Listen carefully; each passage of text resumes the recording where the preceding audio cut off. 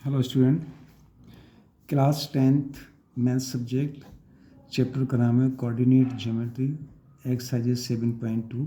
इसमें से question number 5 लिया गया है।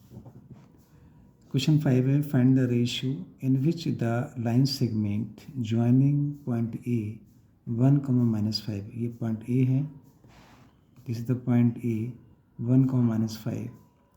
ये लाइन सेगमेंट ज्वाइन करता है पॉइंट बी को। पॉइंट बी आपका है, ये बी पॉइंट है, ठीक है। तो बी पॉइंट के कोऑर्डिनेट है -4, 5।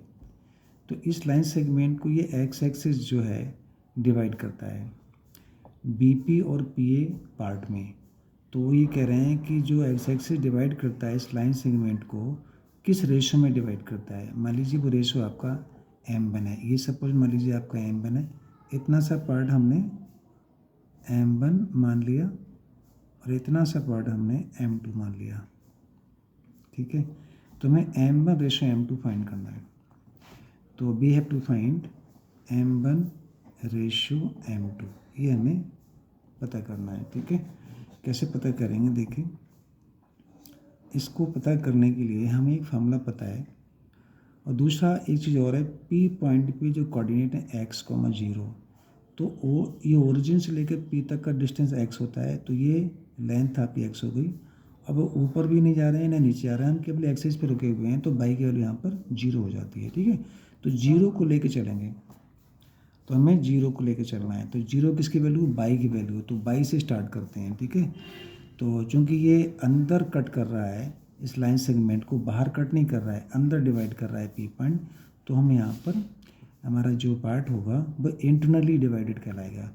तो यहाँ पर सेक्शन फार्मूला यूज करेंगे इंटरनली डिवाइडेड वाला, ठीक है। तो इंटरनली डिवाइडेड का सेक्शन फार्मूला बाई से इस्तेमाल करते हैं। तो बाई वाला फार्मूला क्या होता है, y इक्वल टू होता है m1/2 plus m2/1 upon m1 plus m2। This is the internally divided by the point P। और यहाँ पर चूँकि हमने बाई को इसी लिया क्योंकि बाई की वैल्यू 0 है, तो जिसकी भी वैल्यू 0 होती है उसी को ले जाता है। अगर यहाँ पे x की वैल्यू 0 होती तो वहाँ पे x लेते हैं, ठीक है। अब बाई 0 है तो हमने बाई को ले लिया, ठीक है। अब कैसे करेंगे, ध्यान से देखो। हमारे पॉइंट है -4, 5। तो यहाँ पर इसको x1 मान सकते हो, इसे y1 मान सकते हो, ऐसे यहाँ पर इसको x2 मान सकते हो, ये आपका y2 मान सकते हो, ठीक है। अब देखिए बाई, ये आपका x हो गया, कैपिटल X मान लीजिए, कैपिटल Y मान लीजिए, तो ये कैपिटल Y है, this is the capital Y मान लिया हमने, ठीक है। तो Y वाली कितनी 0, तो यहाँ 0 लिख सकते हो।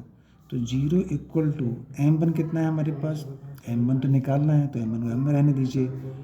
y2 कितना है हमारे पास, y2 हमारे पास -5, ये देखो ये -5 है, तो यहाँ पर -5 लिख दिया, प्लस m2 कितना ये फाइंड करना है, y1 कितना है हमारे पास, y1 5 है, यहाँ इंटू 5 कर दिया, ठीक है। ये भी इंटू है यहाँ पर, अपॉन m1 प्लस m2, ठीक है।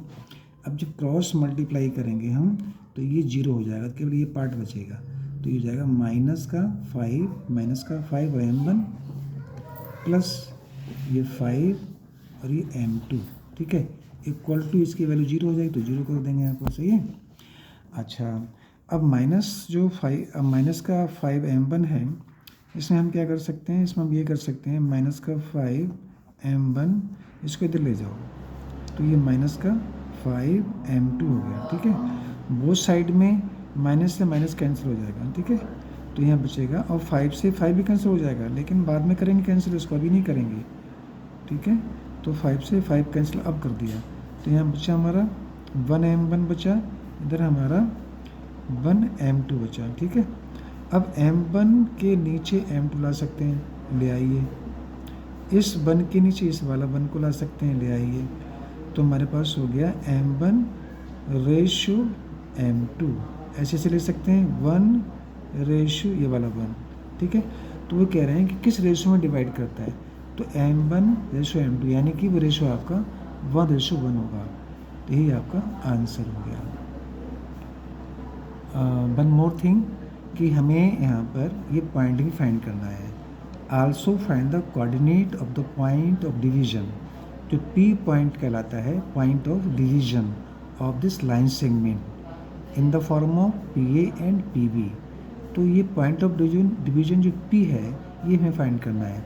इसमें फाइंड करना कुछ है ही नहीं, जीरो हमारे पास जीरो है, एक्स पता करना है। ठीक है, तो एक्स कैसे पता करेंगे ये भी आप देख लीजिएगा। देखिए एक्स पता करने के लिए आप ऐसे कर सकते हो, यहाँ पर एफ लगाएंगे हम एक्स का फार्मूला। ठीक है, नाउ फॉर आप लिख सकते हो फॉर पॉइंट पी, ये हमारा कहलाता है पॉइंट ऑफ डिवीजन। इसे कैसे पता करते हैं, इसके लिए हम एक्स की वैल्यू फाइंड करते हैं। नाउ वाई सेक्शन फार्मूला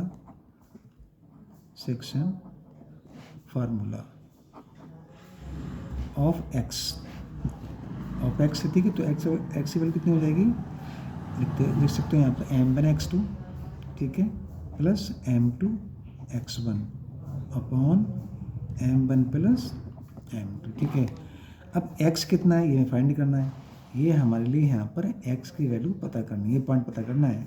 चलिए अब देखिए x पता करते हैं हम। ठीक है, तो x इक्वल टू m1 कितना है हमारे पास, ये m1 है, यहाँ 1 लिख दो। कितना x2 है हमारे पास, देखो ये हमारे पास x2 है, x2 वैल्यू 1 है तो यहाँ 1 लिख दो। प्लस m2 कितना है, देखो m2 हमारा 1 है तो यहाँ 1 लिख दो। x1 कितना हमारे पास, देखो x1 हमारे पास है -4 तो यहाँ -4 लिख दो। ठीक है, ये -4 लिख दिया हमने अपॉन m1 कितना है, देखो m1 भी हमारे पास 1 है प्लस m2 भी हमारे पास 1 ही है। तो ये बनेगा आपका सॉल्व करने के बाद 1 बन जा 1, 4 बन जा -4 अपॉन 1 + 1 2।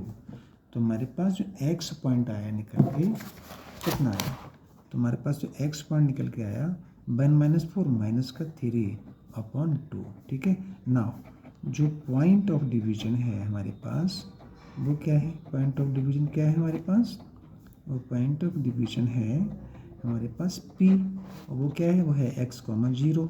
ठीक है, x, 0 है तो x वैल्यू कितनी है -3/2 है ना। तो हमारे पास पॉइंट ऑफ डिवीजन P निकल के आ गया -3/2, 0। तो this is called point of division which is -3/2, 0।